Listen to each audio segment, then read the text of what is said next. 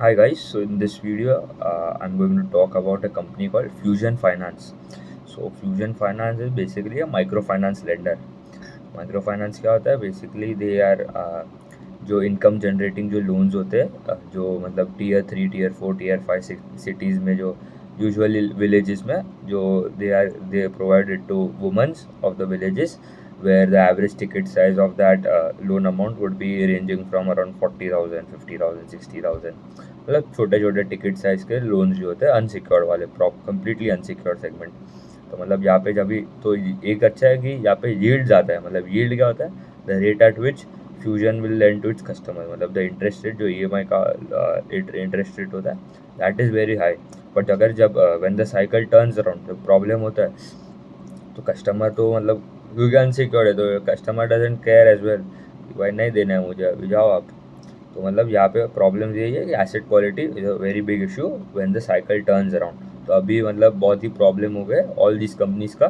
Companies like fusion हो गया, स्पंदना स्फूर्ति, अरमान, फिर आपके स्मॉल फाइनेंस बैंक भी, अब सब स्मॉल फाइनेंस बैंक में मतलब जिसका मतलब 50-70% जो पोर्शन जो बुक का that is into micro finance. आप ले लो सूर्योदय स्मॉल फाइनेंस, उत्कर्ष स्मॉल फाइनेंस, उज्जीवन, फिर इक्विटास, फिर कौन है बहुत सारे, एयू स्मॉल फाइनेंस है।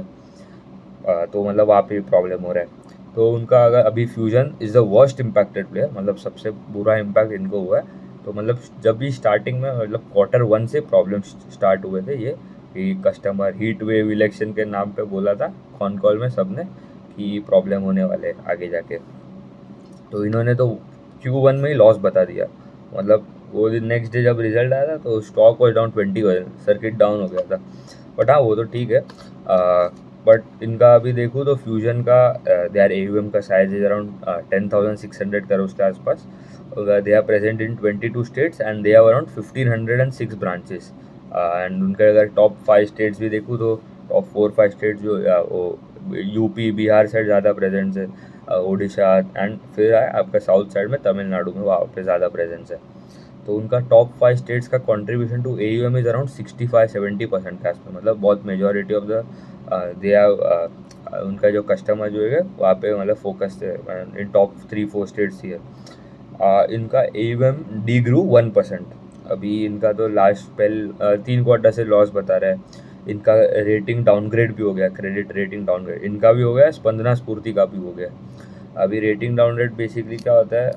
मतलब it tells that the quality of the company, ठीक है। रेटिंग अपग्रेड मिलता है तो दैट इज़ गुड, मतलब cost of borrowing of the company would come down going ahead. मतलब बेसिकली हमारे लिए जो नॉर्मल जो for us people it is like CIBIL score, आप जो क्रेडिट कार्ड में होता है वैसे ही फॉर द एनबीएफ जो भी कंपनीज होते हैं उनके लिए रेटिंग होता है, क्रेडिट रेटिंग बोलते हैं। तो अगर अपग्रेड मिल रहा है तो company is going in the right direction. Company का कॉस्ट ऑफ बोरिंग जो है the rate at which they will borrow money from other banks other NBFCs at a cheaper rate would probability of that increases, ठीक है। तो मतलब अच्छे अच्छे loans amount में ये इंटरेस्ट रेट जो कम हो गया दैट इज मतलब वो मिलेगा। फिर अगर इनका डिसबर्समेंट्स का ही देखो तो डिसबर्समेंट डी ग्रू 57% वाई है, ठीक है। कोई भी प्रॉब्लम होता है कंपनीज में तो कलेक्शंस पे मतलब ऐसे जब साइकिल में टर्न अराउंड आता है तो तो पहला साइन है कि डिसबर्समेंट्स स्टार्ट होना, मतलब ग्रोथ आना डिसबर्समेंट में। अभी तक तो ग्रोथ आया नहीं है, ठीक है। 2-3 क्वार्टर से मतलब डिसबर्समेंट तो सब कंपनी ने स्लो डाउन ही कर दिया, मतलब डी ग्रू ही हो रहा है सबका। फिर अगर उनका टोटल इनकम भी देखूँ तो that degrew 21%, net interest income degrew 34%, pre pop जो होता है प्री प्रोविजनल ऑपरेटिंग प्रॉफिट जो बोलते हैं दैट डी ग्रू 75%। अगर पैट देखूँ, पैट तो था ही नहीं, लॉस था, loss of 700 crore versus a profit of 126 crore. मतलब आप देखो मतलब पूरा ये डीपली डीपली सिक्लिकल सेक्टर है। मतलब यहाँ पे मतलब आता है तो ग्रोथ भी बहुत अच्छा आता है एंड जब द साइकिल टर्न अराउंड तो प्रॉब्लम भी मतलब एक्सट्रीम साइड जाते हैं।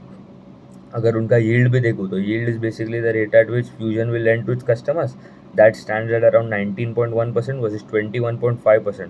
मतलब ये अच्छा है, मतलब सबका मतलब क्योंकि अनसिक्योर्ड सेगमेंट है तो yield would be always better. तो उनको ये बेनिफिट है कि उनका जो स्प्रेड जो निम्स होता है जो बोलते हैं दैट इज ऑलवेज मतलब दैट इज़ बेटर। तो बट अभी तो प्रॉब्लम्स हो रहे हैं। तो उनका कॉस्ट ऑफ बोरिंग भी अगर देखो तो दैट वाज अराउंड 10.3 वर्सेज 10.1, तो कम बढ़ गया कॉस्ट ऑफ बोरिंग। क्यों? क्योंकि उनको रेटिंग भी डाउनग्रेड हो गया। तो एंड अगर उनका जो निम्स जो आता है, नेट इंटरेस्ट मार्जिन, क्या होता है बेसिकली आपके जो इंटरेस्ट आपने कितना कमाया, net interest income, interest earn minus आपका जो इंटरेस्ट का जो एक्सपेंस होगा एंड उनको उसको डिवाइड, तो वो हमको मिलता है नेट इंटरेस्ट इनकम, डिवाइड करते हैं टोटल एसेट से, तो that you will get as net interest margin.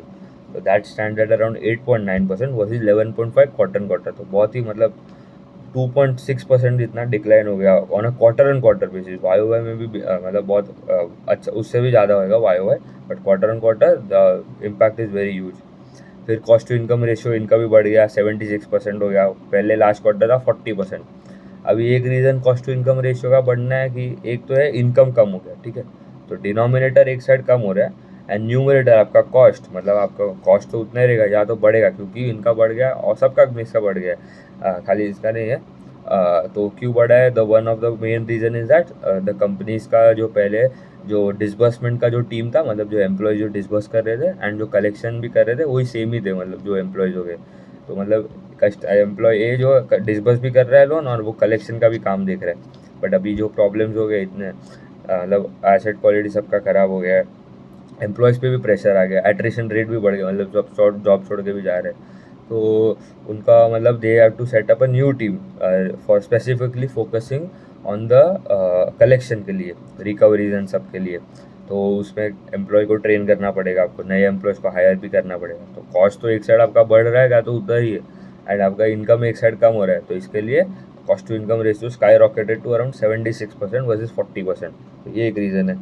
फिर एसेट क्वालिटी भी देखूँ तो इनका GNPA is around 12.6% versus 9.4% quarter and quarter, the worst in this micro finance segment.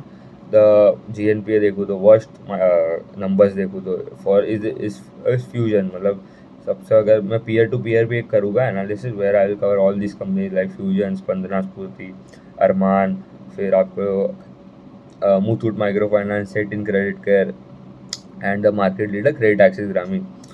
We will analyze as well which is the company that is doing better compared to others. And अभी इनको भी मतलब अभी कौन call में company है, मतलब इतना तो अभी प्रॉब्लम तो है ही, उतना तो मालूम ही है। NNPA कम हो गया actually, NNPA was around 1.7 versus 2.4 quarter and quarter. इसका मतलब क्या, एक साइड आपका GNPA बढ़ गया है पर NNPA क्यों कम हुआ, क्योंकि GNPA आपका जो होता है उसमें से अगर यू सब्ट्रैक्ट योर प्रोविजन, आपने जो क्रेडिट कॉस्ट जो बोलते हैं हम, तो यू गेट योर NNPA। तो प्रोविजन मतलब इनका मतलब बहुत ही बढ़ गया, इसलिए इनका पैड भी 700 का उसका लॉस बता दिया, क्योंकि आपका जो पीपॉप होता है इनकम स्टेटमेंट, उसके बाद आता है आपका इम्पेयरमेंट जो कॉस्ट आता है, प्री प्रोविजन ऑपरेटिंग प्रॉफिट के बाद आता है आपका जो प्रोविजन आपने जो किए। तो इसमें मतलब provision is basically an expense on your income statement, तो इसलिए मतलब इनका NNPA थोड़ा कम हुआ, बट प्रॉब्लम तो अभी भी it exist. And but company has also told that in the con call that they are seeing some green shoots. Green shoot मतलब बेसिकली समझ लो थोड़ा इम्प्रूव हो रहा है आगे जाके, they are seeing some type of recoveries, but वो उन्होंने कंफर्म नहीं किया कि वो ट्रेंड बना है, ठीक है। अभी ट्रेंड कंफर्म करने के लिए हमें Q4 का जो अर्निंग रहेगा वो भी देखना पड़ेगा। All the companies are hinting that the cycle is at the bottom, मतलब at we are at near the bottom, मतलब Q3 FY25 तो हो गया, Q4 I think they are telling that bottom हो जाएगा। अभी जो क्वालिटी लेंडर्स है अभी गिरे तो सब साथ में, ठीक है, प्रॉब्लम्स तो सबको साथ में आएगा, थोड़े को लेट आएगा पर थोड़े को सबको आएगा ही, थोड़े को लेट आएगा थोड़े को जल्दी आएगा। इनको तो बहुत पहले आ गया, इनको तो थोड़ा भी प्रॉब्लम होता है तो सीधा लॉस बता देता है, ऐसा कंपनी है। फिर अगर इनका कलेक्शन एफिशिएंसी, उन्होंने मतलब क्यों बोल रहा हूँ इम्प्रूव हो रहा है, उनका collection efficiency for January was 97.74%, last in December का 97.6% था, उसके पहले 97.2 था इन अक्टूबर। एंड Q2 Q2 मतलब क्या होता है आपका अप्रैल मई एंड जून, उसको क्वार्टर का मतलब अगर Q2 का देखो कलेक्शन एफिशिएंसी वो 96%। कलेक्शन एफिशिएंसी क्या होता है basically, if you are earning क्या, if you are a bank and आपको आपके अपने जो EMI आपको अगर ये महीने में आने वाले 100 rupees worth of EMI, but you only got 95 rupees, तो आपका collection efficiency was that quarter was 95 rupees, और जो मंथ होएगा वो आपको देखना पड़ेगा। फिर अगर उनका अगर current to PAR 1 to 30 net flow, मतलब क्या होता है करंट टू पार 130, क्या बोल दिया ये, पार होता है और पोर्टफोलियो एट रिस्क, ठीक है।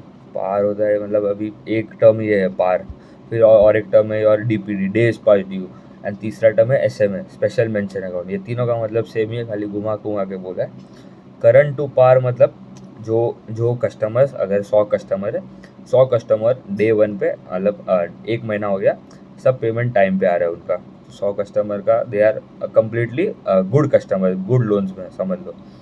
तो अभी पार 1 to 30 मतलब क्या, आपके पार डीपीडी समझ लो, PAR 1 to 30 and DPD 1 to 30 same ही होता है। ऐसे कस्टमर्स जिसके एटलीस्ट 1 day has been passed from the date of EMI and maximum 30 days has been passed from the date of EMI, अगर वो रेंज में अगर कस्टमर लाई करता है, कभी लाई करेगा जब उसने ईएमआई अमाउंट पे नहीं किया होगा। अगर ईएमआई पेमेंट नहीं किया तो वो अगर वो कस्टमर का जो अमाउंट रहेगा that would lie into 1 to 30 day का पार रेशियो। तो मतलब अगर 100 कस्टमर है, एक महीना तो चलो पेमेंट आ गया, 100 कस्टमर ने पेमेंट कर दिया, दूसरे क्वार्टर में खाली 99 ने आया, मतलब एक कस्टमर का पार में उसका इन्फ्लो आ गया, मतलब 1% आ गया वहाँ पे। तो इनका अगर देखो तो फ्लो मतलब कितने कस्टमर ख़राब हो रहे हैं, तो उनका अक्टूबर में 2.94% था, समझ लो परसेंट में बोल रहा हूँ सब। नवंबर में हुआ 1.38, मतलब कम हो रहा है, चलो ये अच्छा है। दिसंबर में हुआ 1.07, ये भी अच्छा है। एंड जनवरी में हुआ 1.03, मतलब the trend is going downward, तो that is good. And PAR 1 to 30 मतलब ऐसे कस्टमर जिसका मिनिमम 1 days to 30 days मतलब मैक्सिमम जो रेंज में था वो फ्लो हो रहा है 31 to 60 days वाले कैटेगरी में, मतलब और ख़राब, मतलब 2 महीना तक पेमेंट नहीं आ रहा है उनको, 1 to 2 months का पेमेंट नहीं आ रहा है। और क्वार्टर उसमें क्या था, टिल 1 month था करंट टू पार में। तो वो क्या था, अक्टूबर में था अराउंड 61%, फिर नवंबर में हुआ 47%, फिर दिसंबर में हुआ 41%, अभी भी अराउंड 40% के आसपास ये 40-41। तो ये भी अच्छा है कि the trajectory is going downward, तो दैट इज़ गुड, मतलब कलेक्शन एफिशिएंसी आगे जाके बढ़ेगा। फिर उन्होंने बोला है कि उनका जो ग्रीन शूट्स जो बोले दे आर विजिबल, ये क्योंकि यहाँ पे विजिबल है, ठीक है, कलेक्शन एफिशिएंसी इम्प्रूव है, बट वो ट्रेंड अभी तक they are not very confident, मतलब बोला है कि मतलब देख रहा है बट उतना कॉन्फिडेंस से नहीं बोला। फिर they are also they have told that they in this year, मतलब Q4 तक तो समझ ही लो, पूरा FY25 है, तो they will focus more on the recoveries पे ज़्यादा ध्यान दे रहे हैं instead of focusing on disbursements, ठीक है। तो one of the key sign of the turn around और the cycle to turn around is that आपका कंपनी का डिसबर्समेंट में ग्रोथ आ रहा है। डिसबर्समेंट बेसिकली क्या होता है, आपने कितना लोन बांटा है ये क्वार्टर में, मतलब आपको आगे जाके एयूएम में disbursement is basically future indicator जो होता है फॉर योर एयूएम ग्रोथ, ठीक है। तो अगर डिसबर्समेंट कर रहा है मतलब क्या, company wants to grow, company को और इंटरेस्ट इनकम चाहिए, तो तभी करेगा ना। अगर उनको प्रॉब्लम होगा तो क्यों और लोन बांटेगा, नए प्रॉब्लम और आ जाएगा अगर उससे। तो they are seeing that stabilisation होएगा by this quarter 1 to 2 quarters में, एंड उसके बाद they going ahead they can focus on the growth, ठीक है। But this is the worst company present in this segment, क्योंकि इनका तो मतलब बहुत ख़राब बुक है। Q1 में ही लॉस बता दिया, Q2 में लॉस, Q3 में loss, and I am sure that मतलब मोस्टली तो कंफर्म मतलब बोल तो सही करता, क्योंकि मतलब आई डोंट नो, हम तो यहाँ पीपीटी कॉन कॉल पढ़ के ये सब करते हैं, बट Q4 में मुझे भी लग रहा है they will also report again a loss as well. And उनका अगर क्रेडिट कॉस्ट भी देखूँ, ठीक है, तो 9 month के लिए FY25 the credit cost was around 16.3%, and FY24 में ये क्रेडिट कॉस्ट वॉज अराउंड 3.8-3.9%, मतलब समझ लो क्या जंप आया in the credit cost as well. Credit cost क्या होता है, बेसिकली आपका कितना प्रोविजन आपको करना पड़ रहा है फॉर योर, आपका कितने एसेट्स है। प्रोविजन बेसिकली आपको लग रहा है कि ये कस्टमर रिस्की है, ठीक है, तो मैंने उसके लिए 1 रुपया 10 रुपया प्रोवाइड किया। ये कस्टमर कम रिस्की है तो मुझे लग रहा है तो मैं I will only provide 5 rupees, मतलब ये कैटेगरीज होता है उसके हिसाब से, बट बेसिकली जो ही है।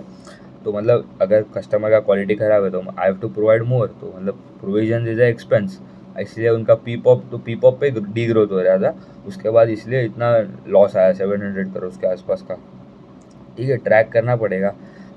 आई will do a P2P analysis where I will cover all the companies like Fusion, Spandana, आपका जो हो गया Credit Access Grameen, Arman, Muthoot micro finance and set in credit Care. So we will look at the valuations as well. We'll look at which are the companies that are doing better compared to others. ठीक है, उतना ही रखते हैं। Thank you.